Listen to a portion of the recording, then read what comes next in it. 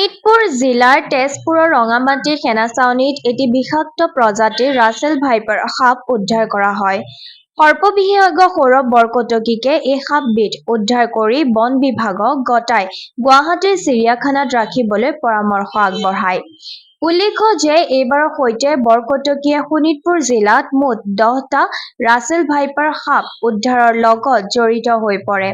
2025 বৰ্ষত অসমত এইটোৱেই প্ৰথমটো ৰাছেল ভাইপাৰ প্ৰজাতিৰ সাপ উদ্ধাৰ হয় বিহগুৰিৰ ৰঙামাটিত। ইয়াৰ আগেয়ে 2023 বৰ্ষৰ শেষৰ ফালে শোণিতপুৰ জিলাত সৌৰভ বৰকটকীয়ে প্ৰথমটো ৰাছেল ভাইপাৰ সাপ উদ্ধাৰ কৰিছিল। বিগত 2024 বৰ্ষতো বৰকটকীয়ে ৰাছেল ভাইপাৰ সাপ উদ্ধাৰ কৰি দুটাকৈ গুৱাহাটী চিৰিয়াখানাত দিয়াৰ লগতে এটা ৰাছেল ভাইপাৰ সাপক চিকিৎসাৰ বাবে কাজিৰঙালৈ প্ৰেৰণ কৰিছিল।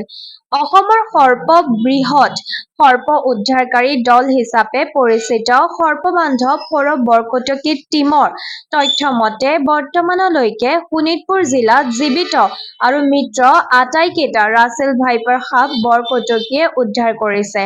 মৃত ৰাছেল ভাইপাৰক কোনোবাটো ট্ৰেক্টৰৰ চেপাত আৰু কোনোবাটো অন্য গাড়ীৰ চেপাত মৃত অৱস্থাত উদ্ধাৰ হৈছিল। আনহাতে বিহগুৰি অঞ্চলৰ কেইবাখনো ঘৰুৱা বাম খেতিৰ অঞ্চলত ৰাছেল ভাইপাৰৰ অৱস্থিতিৰ বিষয়ে ইতিমধ্যে সৰ্প বিশেষজ্ঞ সৌৰভ বৰকটকীয়ে সংবাদ মাধ্যমত সদৰি কৰিছে। আজি সৌৰভ বৰকটকীয়ে জনোৱা মতে সাধাৰণতে শীতকালত সাপসমূহক বৰ বেছিকৈ দেখা পোৱা নাযায়।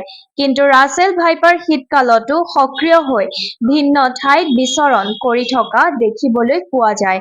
ইয়াৰ বাবে অৱশ্যে আমি বিহগুৰি অঞ্চলত সুকীয়াকৈ সজাগতাৰ কাৰ্যক্ৰম 2023 বৰ্ষৰ পৰাই পালন কৰি আহিছো।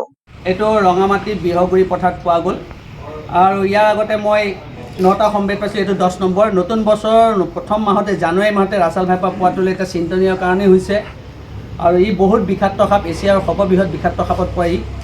আৰু মই বিষাক্ত বুলি কয় আকৌ ভয় খাব দিয়া নাই আপোনালোকক। ইয়াৰ চিকিৎসাও আছে, ট্ৰিটমেণ্ট আছে, একো ভয় কৰিব নালাগে। খালি দংশন কৰিলে ভুলতো যাতে দৌৰা ধপৰা নকৰক, নাৰ্ভাছ নহ'ব, ভয় নাখাব, ধুনীয়াকৈ বহি থাকক। কাষৰ মানুহ কাৰোবাৰ হতুৱাই আপুনি যিমান পাৰে সোনকালে হস্পিটেল যাওক।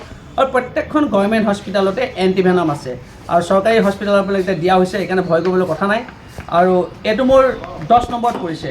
ইয়াৰ আগতে মই গুৱাহাটীত 2টা দিছিলোঁ আৰু এইটো 3 নম্বৰ পৰিল।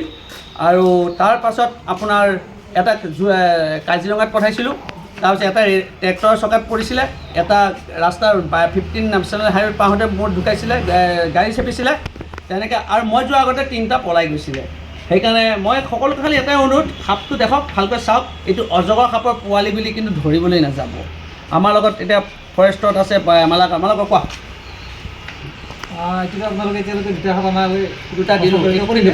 হয়তো 3 নম্বৰ সাপটো, গতিকে এইটো আমি এতিয়া চিৰিয়াখানাতে লৈ যোৱা হ'ব। যিহেতু এইটো বিষাক্ত সাপ, যিটো ওচৰে পাজৰে যদি মানুহৰ অসুবিধা হ'ব পাৰে, সেইকাৰণে এইটো বৰ্তমান আমি চিৰিয়াখানাত লৈ যোৱা হ'ব।